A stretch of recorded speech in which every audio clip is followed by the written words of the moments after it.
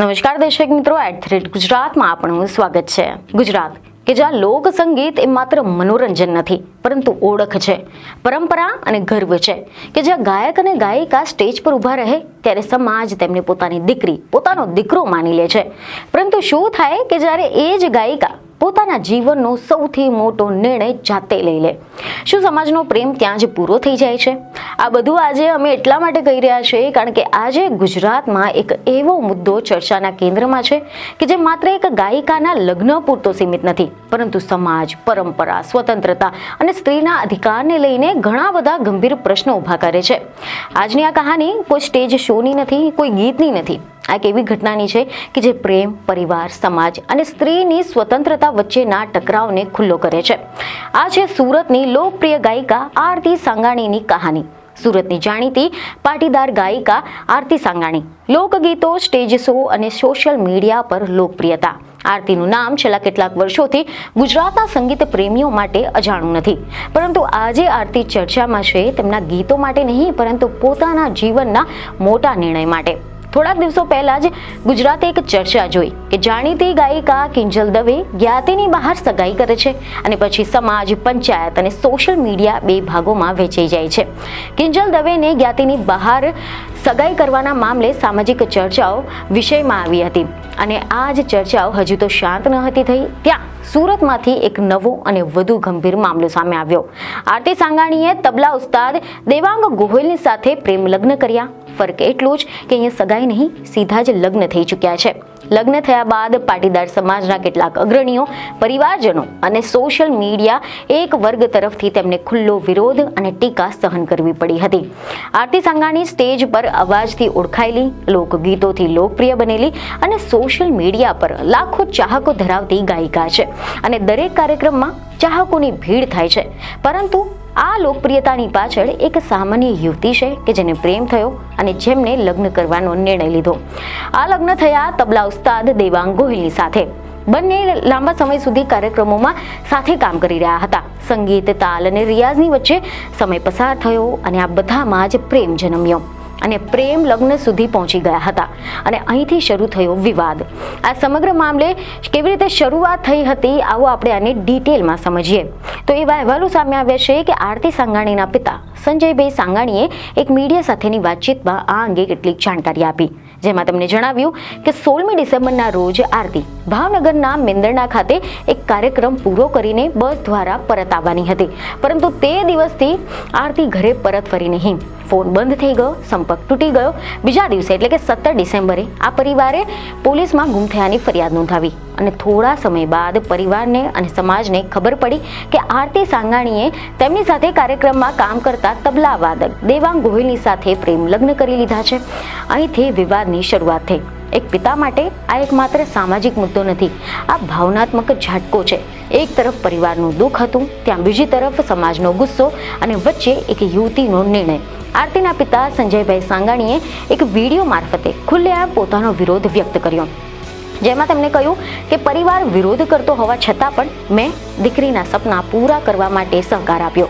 દીકરીને દીકરો માનીને આંખો બંધ કરીને વિશ્વાસ કર્યો અને મારી સાથે વિશ્વાસઘાત થયો. જો દીકરી પાછી આવવા માંગે તો તેઓ તેને સ્વીકારવા તૈયાર છે. જો કે આ શબ્દોમાં એક પિતાની પીડા સ્પષ્ટ દેખાય છે, પરંતુ આ મામલો માત્ર પરિવાર સુધી સીમિત ન રહ્યો. એવી ખબરો છે કે પાટીદાર સમાજના કેટલાક લોકો દ્વારા આરતી સાંગાણીનો સમાજમાંથી બહિષ્કાર કરવાની વાતો થઈ. તેમના કાર્યક્રમનો બહિષ્કાર, સ્ટેજ શો બંધ કરવાની માંગ અને સોશિયલ મીડિયા પર તીવ્ર ટીકા શરૂ થઈ ગઈ.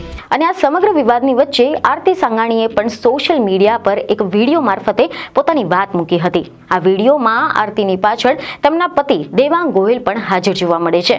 શાંત પરંતુ દ્રઢ અવાજમાં આરતી કહે છે કે સોશિયલ મીડિયામાં ચાલી રહેલી ટીકાની સામે અમને કોઈ વિરોધ નથી.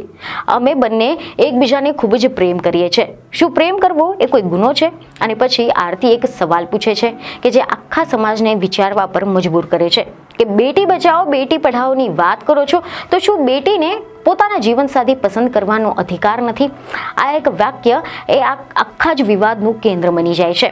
આરતી સાંગાણી વિડીયોમાં માફી પણ માંગે છે. તેઓ કહે છે કે અમારા નિર્ણયથી કોઈની લાગણી દુભાઈ હોય તો હું દિલથી માફી માંગુ છું, પરંતુ સાથે તેઓ ઉમેરે છે કે અમારા આઝાદીથી જીવવાનો અધિકાર એ સમજવાનો પ્રયાસ કરો. અહીંયાથી આ કેસ માત્ર લગ્નનો નહીં પરંતુ વ્યક્તિગત અધિકારનો વિષય બની જાય છે. આ મામલે રાજકીય પ્રતિભાવો પણ સામે આવે છે. એવા અહેવાલ છે કે સુરતના પાટીદાર અગ્રણી અને ભાજપના નેતા અલ્પેશ કથેરિયા આ મુદ્દે જાહેરમાં નિવેદન આપે છે. તેઓ કહે છે કે માતા પિતા દીકરીઓ માટે ચિંતામાં છે. દીકરી સોશિયલ મીડિયામાં વિડીયો મૂકી શકે છે પરંતુ માતા પિતાની સાથે વાત નથી કરી શકતી.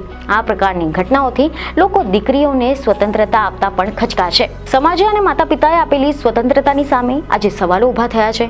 પાટીદાર સમાજ અને અન્ય સમાજો સરકારની પાસે પ્રેમ લગ્નમાં માતા પિતાની સંમતિ જરૂરી બનાવે તેવો કાયદો લાવવાની માંગ કરી રહ્યા છે. અહીંયા એક મોટો અને ગંભીર પ્રશ્ન પણ ઊભો થાય છે કે શું પ્રેમ લગ્ન એ સમાજ માટે ખતરો છે? શું દીકરીને મળેલી સ્વતંત્રતા શરતો સાથે હોવી જોઈએ? શું એક પુખ્ત યુવતીનો નિર્ણય એ પરિવાર અને સમાજ માટે અપરાધ બની શકે છે? આરતી સાંગાણીનો મામલો આજે એક કેસ નથી પરંતુ એક ચર્ચા છે. એક એવી ચર્ચા કે જે ગુજરાતના આજે અનેક ઘરોમાં ખામોશીથી ચાલી રહી છે. એક તરફ છે પરંપરા, સંસ્કાર, પ્રતિષ્ઠા, બીજી તરફ છે વ્યક્તિગત પસંદગી અને જીવન જીવવાનો અધિકાર. સોશિયલ મીડિયા પર આ મામલે બે સ્પષ્ટ મત જોવા મળે છે. એક વર્ગ કહે છે કે આરતી પુખ્ત વયની છે અને એનો નિર્ણય એનો અધિકાર છે, જ્યારે બીજો વર્ગ કહે છે કે સમાજની મર્યાદા તોડવી એ સ્વતંત્રતા નથી. આ મતભેદ ગુજરાતના બદલાતા સમાજનું પ્રતિબિંબ કરે છે.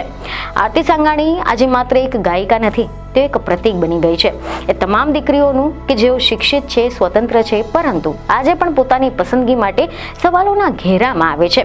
આ કેસનો અંત શું હશે તે કહેવું આજે તો મુશ્કેલ છે, પરંતુ એટલું ચોક્કસ છે કે આ ઘટના ગુજરાતમાં પ્રેમ લગ્ન, સ્ત્રી સ્વતંત્રતા અને સમાજની ભૂમિકા પર એક નવી ચર્ચા શરૂ કરી ચૂકી છે.